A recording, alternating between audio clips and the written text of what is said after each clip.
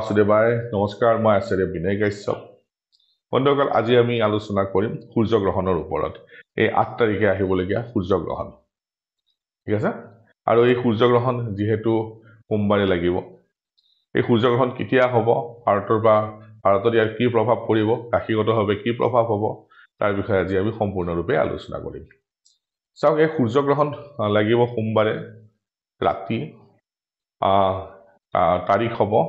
8 এপ্ৰিল 2024 এৰা লাগিব কিতিয়া ৰাতি 9:12 পৰা মধ্যৰাত্ৰি 2:22 লৈকে এয়া টোটাল 5 ঘণ্টা 10 মিনিট সময় এয়া সূৰ্যগ্ৰহণ চলিব তাৰ মানে কি যেহেতু AM PM হয় 9 তাৰিখো পৰি যাব 8 তাৰিখ 9 তাৰিখ দুদিন 8 তাৰিখে ৰাতি আৰু 9 তাৰিখে মিডনাইট মধ্যৰাত্ৰি পৰিব ঠিক আছে টোটাল 5 ঘণ্টা 10 মিনিট এই গ্ৰহণ চলি থাকিব আৰু এই গ্ৰহণ কৰ পৰা দেখা পাব যেহেতু ভাৰতত এই গ্ৰহণ ৰাতি লাগিব ভাৰতৰ পৰা ইয়াক দেখা পোৱা নাযাব এই গ্ৰহণ দেখা পোৱা যাব আমেৰিকা মেক্সিকো কানাডা আয়াৰলেণ্ড ইংলেণ্ডৰ পৰা ঠিক আছে যেহেতু এইটো 5 ঘণ্টা 10 মিনিট সময় আৰু এইটো পূৰ্ণগ্ৰাস সূৰ্যগ্ৰহণ প্ৰায় 50 বছৰৰ পিছত এনেকুৱা সূৰ্যগ্ৰহণ মানে দেখা পাব ইয়াতে এনেকুৱা এটা সময় আহিব যত 7.5 মিনিটৰ কাৰণে পৃথিৱী কমপ্লিটলি অন্ধকাৰত গুচি যাব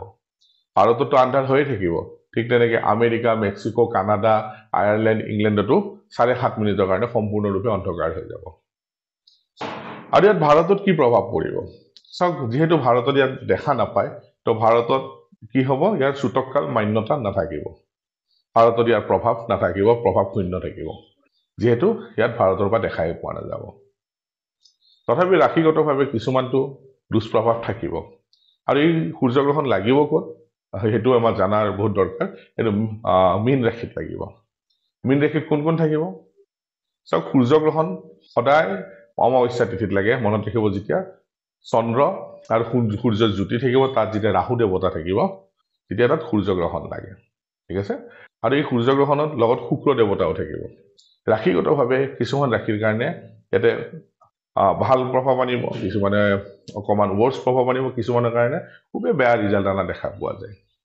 ৰাশিগতভাৱে যদিও ভাৰতবৰ্ষৰ পৰা ইয়াক দেখা পোৱা নাযাব তথাপি মেঘ ৰাশি মকৰ ৰাশি মিথুন ৰাশিৰ কাৰণে অকমান নেগেটিভ আহিব পাৰে কিন্তু কৰ্কট ৰাশিৰ কাৰণে অলপ সাৱধান হোৱা দৰকাৰ কৰ্কট ৰাশিত যথেষ্টখিনি বেয়া প্ৰভাৱ পৰা দেখা পোৱা যাব এই একমাহ সময় কৰ্কট ৰাশিৰ জাতক জাতিকা অলপ সাৱধান হোৱা দৰকাৰ হ'ব কাৰণ কি যেতিয়া আমি সৰ্বষ্টক বৰ্গৰ বিন্যাস্তক বৰ্গ চাও সূৰ্যৰ পৰা কৰ্কট ৰাশিত 0 পইণ্ট দেখা গৈছে আৰু এই 0 পইণ্টৰ কাৰণে কৰ্কট ৰাশি জাতক জাতিকাৰ কাৰণে অলপ সাৱধান হোৱা দৰকাৰ 8 তাৰিখৰ পিছত সেইকাৰণে কৰ্কট ৰাশি জাতক জাতিকা যিমান পাৰে নিজকে শান্ত ৰাখক কথা কমকৈ ক'ব শিৱ মন্দিৰ দৰ্শন কৰিব বা যিবিলাক হিন্দু ধৰ্মৰ বাহিৰে অন্য ধৰ্মৰ লোক আছে তেওঁলোকে মাতৃ সেৱা কৰা অত্যন্ত দৰকাৰ হ'ব কাৰণ মাতৃ সেৱা কৰিলেও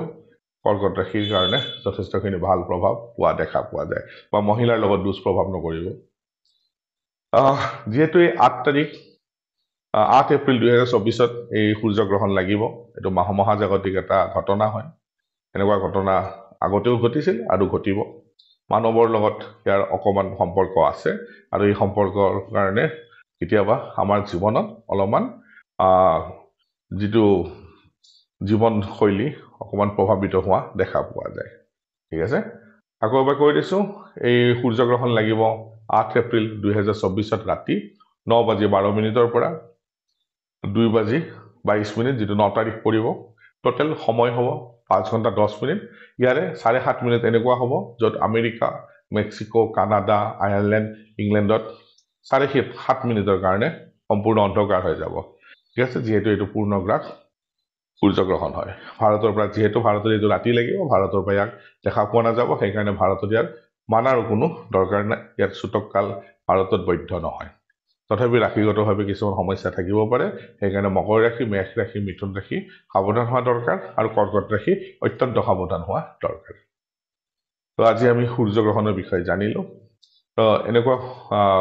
টপিক আপোনালোকৰ সন্মুখত মই প্ৰায় লৈ আনি থাকো যদি মোৰ ভিডিঅ' চাই ভাল লাগে তেনেহলে লাইক কৰিব শ্বেয়াৰ কৰিব আৰু সাবস্ক্ৰাইব কৰিব নাপাহৰিব ধন্যবাদ